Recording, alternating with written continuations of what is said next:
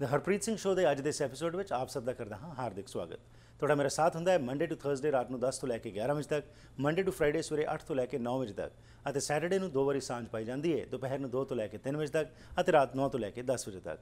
ਤੁਹਾਡੇ ਨਾਲ ਜਿੱਥੇ ਅਸੀਂ ਸਿਆਸਤ ਦੇ ਬਾਰੇ ਗੱਲਬਾਤ ਕਰਨੇ ਆ, economics, politics, sports, life style, health issues, ਉਸ ਦੇ ਨਾਲ ਹਰ ਰੋਜ਼ ਤੁਹਾਡੇ ਨਾਲ ਸਪਿਰਿਚੁਅਲਿਟੀ ਬਾਰੇ ਵੀ ਸਾਂਝ ਪਾਈ ਜਾਂਦੀ ਹੈ, ਜਿਸ ਵਿੱਚ ਕਿ ਅਸੀਂ ਇਹ ਸਮਝਦੇ ਹਾਂ ਕਿ ਆਧਾਰ ਹੈ ਸਾਡਾ ਸਪਿਰਿਚੁਅਲਿਟੀ, ਉਸ ਦੇ ਬਾਰੇ ਵੀ ਡਿਸਕਸ਼ਨ ਹੁੰਦੀ ਹੈ।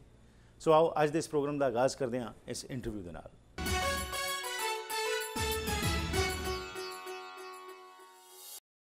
ਦੰਦਾਂ ਦੀ ਦੇਖਭਾਲ ਚੰਗੇ ਤਰੀਕੇ ਨਾਲ ਕਰਨੀ ਸਾਡਾ ਫਰਜ਼ ਬਣਦਾ ਹੈ, ਅਤੇ ਕਈ ਵਾਰੀ ਅਸੀਂ ਕੀ ਕਰਨੇ ਆ as Indo Canadian, south Asians, ਅਸੀਂ ਇਹ ਚੀਜ਼ਾਂ ਦੇ ਵੱਲ ਬਹੁਤਾ ਧਿਆਨ ਨਹੀਂ ਦਿੰਦੇ। ਹਮੇਸ਼ਾ ਹੀ ਸਾਡਾ ਮਕਸਦ ਹੁੰਦਾ ਤੁਹਾਨੂੰ ਇਨਫੋਰਮ ਕਰਨਾ, ਐਜੂਕੇਟ ਕਰਨਾ, ਤਾਂ ਕਿ ਤੁਸੀਂ ਇੰਪਾਵਰ ਹੋ ਸਕੋ। ਉਸੇ ਦੇ ਤਹਿਤ ਅੱਜ ਤੁਹਾਡੀ ਮੁਲਾਕਾਤ ਕਰਵਾਉਣ ਜਾ ਰਹੇ ਡਾਕਟਰ ਅਲੀ ਖਨਾਨੀ ਨਾਲ, ਜਿਹੜੇ ਕਿ ਇੱਕ ਆਰਥੋਡੋਂਟਿਸਟ ਸਪੈਸ਼ਲਿਸਟ ਹਨ। ਆਓ ਇਹਨਾਂ ਨਾਲ ਜੋ ਗੱਲਬਾਤ ਹੋਏਗੀ, ਇੰਗਲਿਸ਼ ਵਿੱਚ ਗੱਲਬਾਤ ਹੋਏਗੀ, ਉਸ ਨੂੰ ਮੈਂ ਸੰਖੇਪ ਵਿੱਚ ਬਾਅਦ ਵਿੱਚ ਪੰਜਾਬੀ ਵਿੱਚ ਵੀ ਤੁਹਾਨੂੰ ਦੱਸਾਂਗਾ ਕਿ ਕੀ ਕਹਿ ਰਹੇ ਨੇ ਅਤੇ ਇਸ ਦੀ ਕੀ ਮਹੱਤਤਾ ਹੈ। Let's welcome doctor Ali Khanani. Welcome to the program. Thank you very much, Harpreet. Most welcome. So a little bit about yourself. You are an orthodontist. So basically, where have you taken your education, and who is an orthodontist? Oh, wow, that's a great question. Specifically, in regards to myself, I grew up in Richmond. I went to high school in Richmond locally. Right. I then did my undergraduate degree in physiology, human physiology, at McGill University in Montreal. Okay. After McGill University, I moved to England, and I was in England for about a year and a half. Okay. I did a master's in England. Then I did my dental degree in the United States in Philadelphia. Okay. It's a school called the University of Pennsylvania. Right. After dental school, I completed a master's in public health at Johns Hopkins University in Maryland, Right. Baltimore, Maryland. Okay.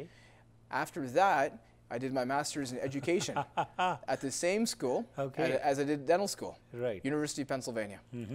Finally, I did my master's in orthodontics at a university in Michigan. Wow, that's a long period you have been getting education. Quite a long time. Yes. Wonderful. So who is an orthodontist basically? An orthodontist is a dental specialist. Okay. In fact, the oldest dental specialty, and our responsibility is to correct the alignment of the teeth. Okay. And improve the teeth relative to the positions of the jaws. Okay. Yes. So that is the basic job what you focus upon. Yes, we don't do fillings, we don't do cleanings, Right. We don't do bridges, we don't do dental implants. We do braces, clear braces, Invisalign braces, and we do growth modification of younger patients with jaw expanders, Okay. Twin block appliances, those types of appliances. Okay. So Dr. Ali, if you could tell us that what are the reasons for this misalignment, as you said that you align the jaws and the teeth. Yes. So what are the basic reasons for this not being aligned? I think it largely comes down to genetics. Okay. You have a mom and a dad. You have a dad that has maybe a normal sized jaw with normal sized teeth. Right. You have mom with a smaller sized jaw and smaller teeth. Right. In her mouth, her small teeth fit well. Okay. In dad's mouth, his larger teeth fit well. Right. When you have offspring, you have larger teeth going into a smaller jaw. Okay. And you end up with crowding. Okay. That's one reason. Right. Second reason can be to some habits that children unfortunately don't quit early enough. Thumb sucking habits. Right. For example, can cause open bites of the teeth. Thumb sucking habits or finger sucking habits can cause the lower jaw to not develop correctly and stay a little bit further back than the upper jaw, creating overbites. Okay. Yes. Okay, you're carrying a lot of these models over here whereby the teeth are shown and everything is done. So you talked about braces and all that. Means you are not a dentist, but you're a specialist in a dentistry, and that's what you do. Now, when you talk about the children, and you said, what are the basic problems as far as children are concerned when they are growing up, as far as the teeth are concerned? It's a good question.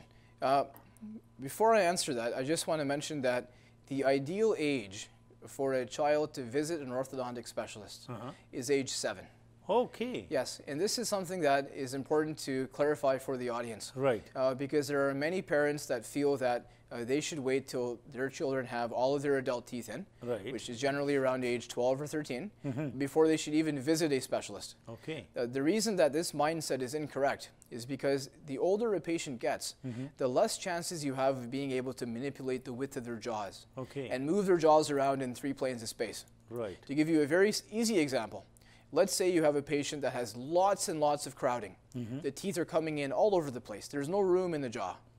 That same patient, if they come in at age 12 or 13, is likely going to need teeth taken out. Okay. Good, healthy, permanent teeth extracted. Right. If they had come in around age 7 or 8, they could have had their jaws widened. Okay. And by widening the jaws, giving them a much more fuller smile, all of the teeth would have fit. Right. So which one would you choose? Are you going to take out healthy adult teeth just Right. because you didn't come in early enough? There you go. Underbiting and spacing also in the the teeth is normally seen. Any particular reasons for that, or is it just genetic, as you said? Well, underbite is usually genetic. Okay. I mean, in the North American population, underbites are approximately maybe 5%. Okay. Okay, in the Asian population, it's maybe 15%. This is an underbite, is when Right. you have your lower front teeth in front of your upper front teeth. Right. What I've found most common in the Indo-Canadian population is the opposite, which is called an overbite. Okay. This is an overbite. Okay. Yes, an overbite is when the lower jaw has not grown in pace with the upper jaw. And another misconception is many parents think that if their child at age 7 or 8 has a large overbite, Right. they feel that as the child gets older, this is going to self-correct Yeah. itself. Right. This does not self-correct itself. Okay. A small lower jaw is a small lower jaw Right. pretty much forever. Okay. Unless you do something to enhance that child's growth and bring the lower jaw forward, Right. you're not going to see any correction here. Okay. Really, really important to be addressing this type of situation early. Because as the child gets older, if you have a child that is 12 or 13 that has an overbite like this that has gone uncorrected all these years, Right.